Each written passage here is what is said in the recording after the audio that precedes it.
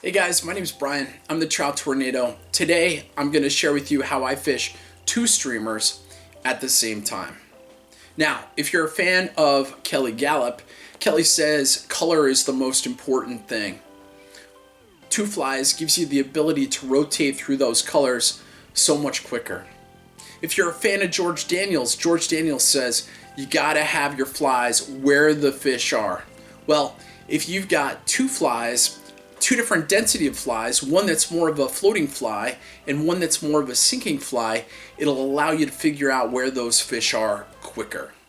And then third, what I also like is that you can change the type of fly that you have, because believe it or not, even with color and depth, sometimes they like a more natural or a flashy fly. And this gives you the ability to figure that out and just crack the code quicker. So with that, why don't we get started? Alright, so let me just start by saying it doesn't matter what fly rod, fly line that you have, this will work. But let me just explain what my setup here is.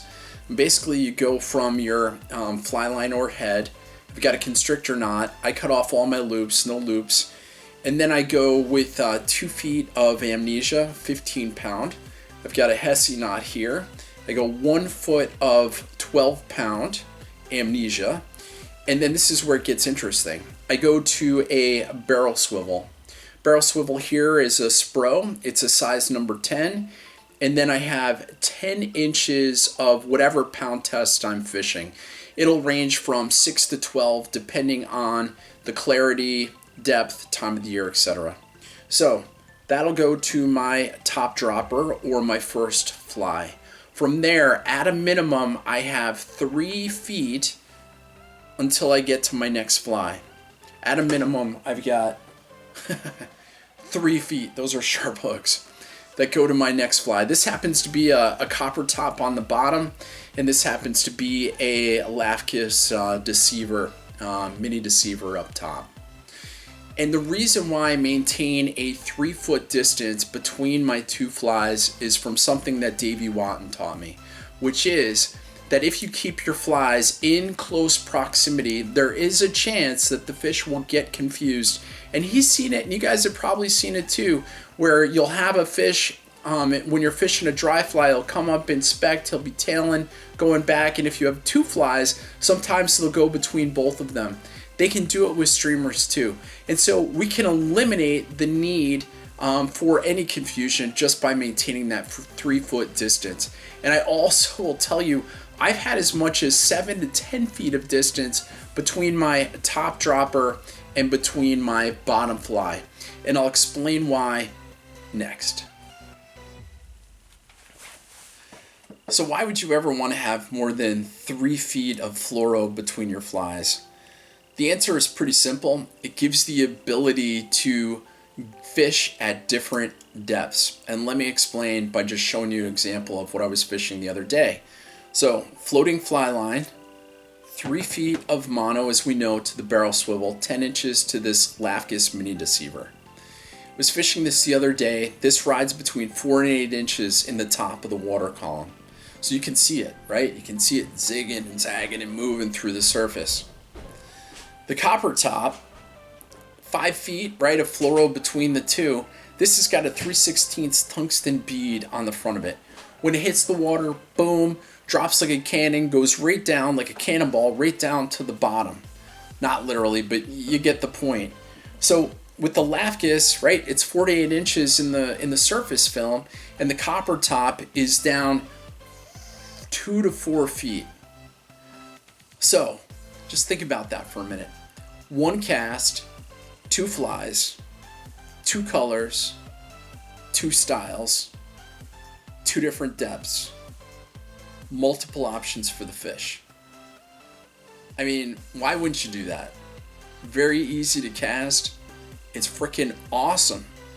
And then when you key in, right, they're like, crap, I hooked myself.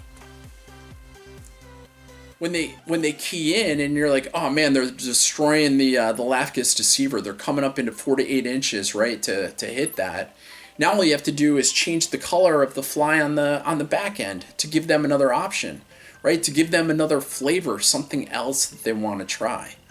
Or If all of a sudden all the fish that you're catching are on the copper top, then what you want to do is get both of your flies down into that water column. So how do we do that? Let's talk about that. All right, so the last setup that I went through was with the floating line. And next I want to go to the opposite extreme, which is a sinking line. The cool thing is it gives you the ability to get quickly down into that 4-foot zone or below. And so basically from the sinking line, I have the exact same setup. I've got 3 feet of mono to the barrel swivel, and then I've got my 2 flies. Now, the difference here is that on my second fly, I never go more than 3 feet of distance with my fluorocarbon. So I want to keep it short. The second thing is you'll notice both of my flies are weighted. The one on the front here, this is a freshwater flounder. It's got a 3/16 bead on it. It is a badass fly. On the back, I've got a mini boogeyman. The mini boogeyman has medium lead eyes. So you take the 3/16, you take the medium lead eyes, you add to that your sink tip, the short leader to get everything down, and you can easily get down 4 feet plus without any problem. Now the only thing that I'll add is that if you immediately come tight when you cast your flies and you start manipulating and bringing them back, they're going to stay right at that point when they hit the water and maybe go down maybe 6 inches at the most, but they're not going to go down very deep at all. If you do want to achieve that depth, what you have to get used to doing is setting up your cast for success. And what I mean by that is you have to cast upstream, you have to set your cast up like in a fish hook, something that I absolutely love, and then you let those flies sink into the zone that you want them to, and then you begin your manipulation. You begin your retrieve at that point.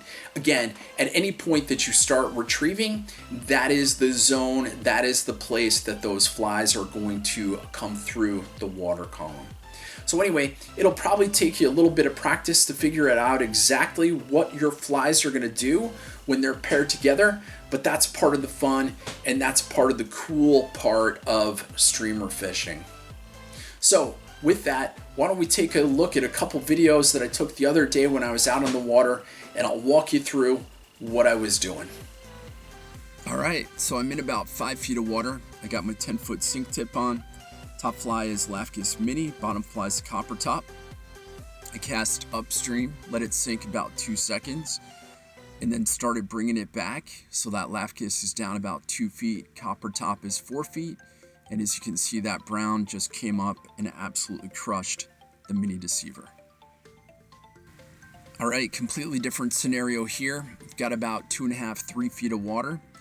I'm fishing 2 flies that are neutrally buoyant, the Micro Game Changer and the Micro Burst, which gives me the ability to really take my time and to suspend the flies, put long pauses and draws.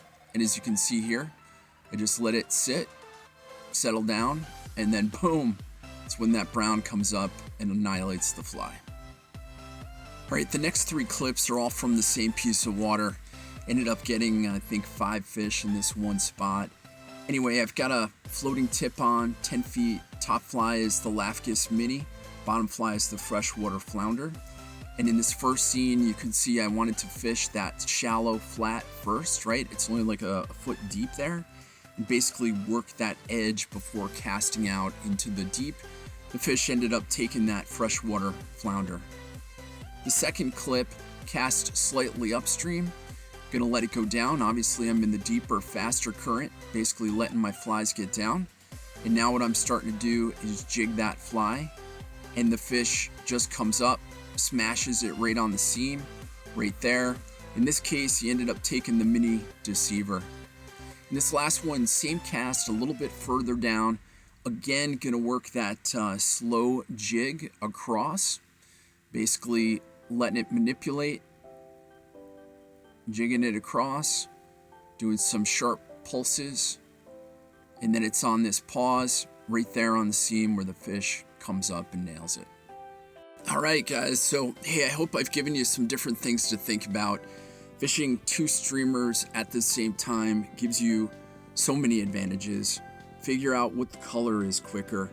figure out what depth they're at quicker, figure out what style of fly they're on quicker, and then really be able to dial it in. If they're on the surface, fish 2 neutrally buoyant flies. If they're down 4 feet, use 2 flies in a line that are going to get you down there. And then at the end, it just makes you more productive, and it's just more fun. I absolutely love it. I hope you guys enjoyed it. Please consider liking, subscribing, and checking me out on Instagram. See you on the water.